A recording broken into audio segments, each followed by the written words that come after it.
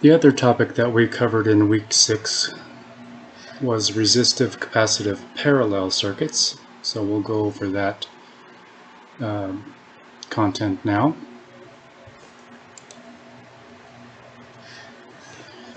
So we're going to look at the operation of a parallel circuit that has both resistance and capacitance. We're going to calculate a lot of different values in that parallel circuit. That's really what I'm mainly going to focus on. This is an important point here. So just as we talked about in a series circuit, the current is the same. In a parallel circuit, all the branches in a parallel circuit have the same voltage. It's the same as the applied voltage. However, in a parallel circuit, current flowing through the different components, and we'll see in the circuit coming up that there's a resistive branch and a capacitive branch. Those currents are out of phase with each other. So here's the circuit that we have. We see that we have an applied voltage of 240 volts. It's AC. We have a parallel circuit because we have more than one path for current to flow. The first branch, we have a resistor with a resistance of 30 ohms. And the other branch is a capacitive branch, and it has a capacitive reactance of 20 ohms. Again, just like we saw in the previous video, the frequency is not given here. So if it's not given, you can safely assume 60 Hertz.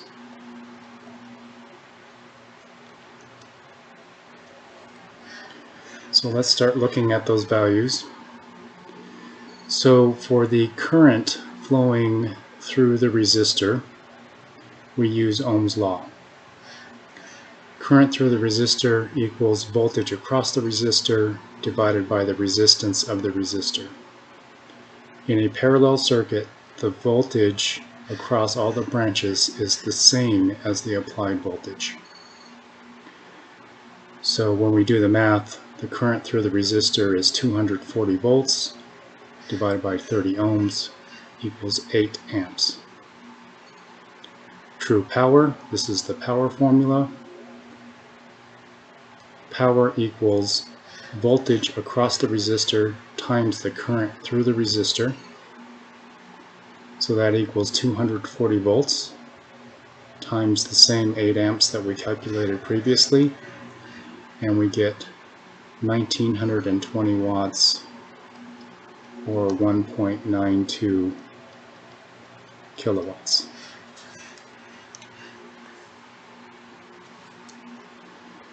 For the current flowing through the capacitive branch, that equals the voltage across the capacitor divided by the capacitive reactance.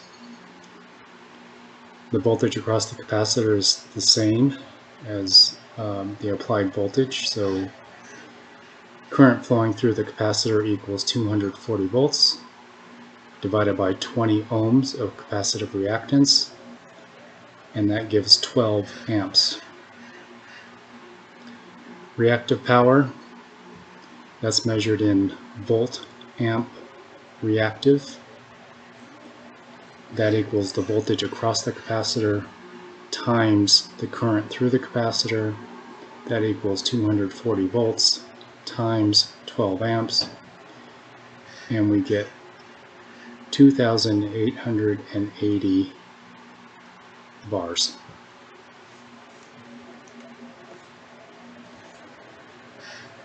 For the capacitance of the capacitor, so in the circuit previously, I'll jump back up to it really quickly. So we were given capacitive reactance, and we're going to calculate capacitance. So we know the formula capacitive reactance equals 1 over 2 pi times frequency times capacitance. We are solving for capacitance, and this is the formula for that. So if you do the math, this 377, by the way, they've done the 2 times the pi times the 60 hertz, and that's 377 on this slide. So that's where this number comes from. So capacitance equals 1 over 2 times pi times 60 times 20 ohms of capacitive reactance. And we get a capacitance of 132.6 microfarads.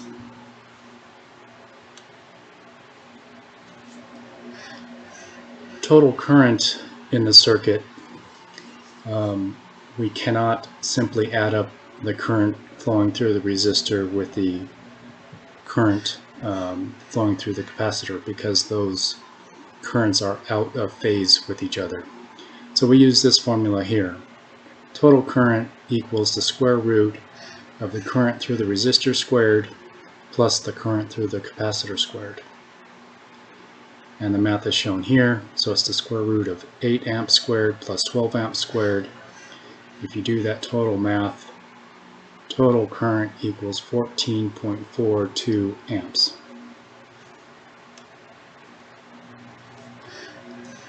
For impedance, or the total current limiting effect of the total circuit, we can simply use Ohm's law.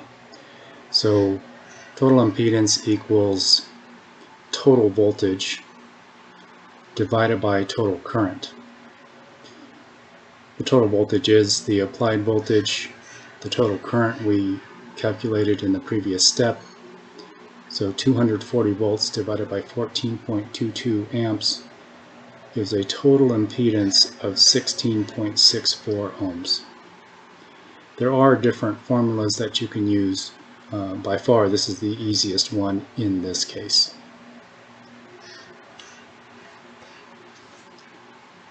Apparent power,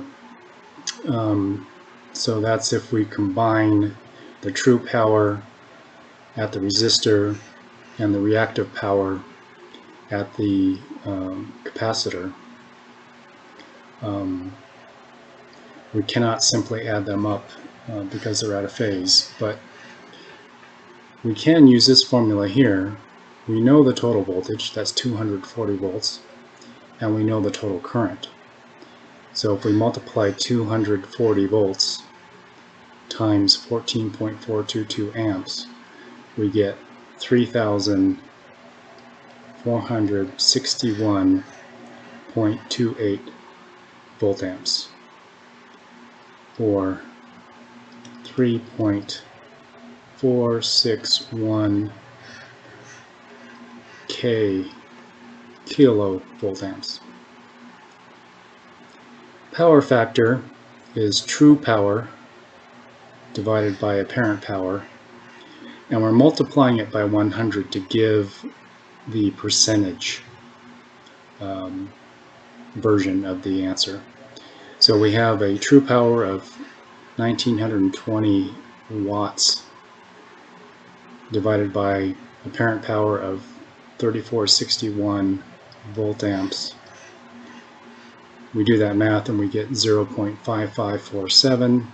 When we multiply that number by 100, we get the percentage version of the answer, which is the preferred way, 55.47. Here is that same circuit with all of the values plugged in.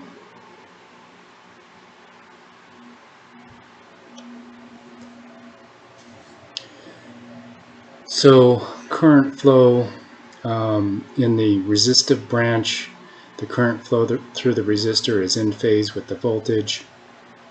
In the capacitive branch, there is a 90-degree phase difference between current and voltage.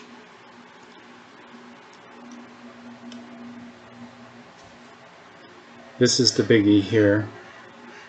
In a parallel circuit, the voltage is the same across any leg or all branches of a parallel circuit. And finally, power factor is the ratio of true power, or watts, to apparent power, or voltamps.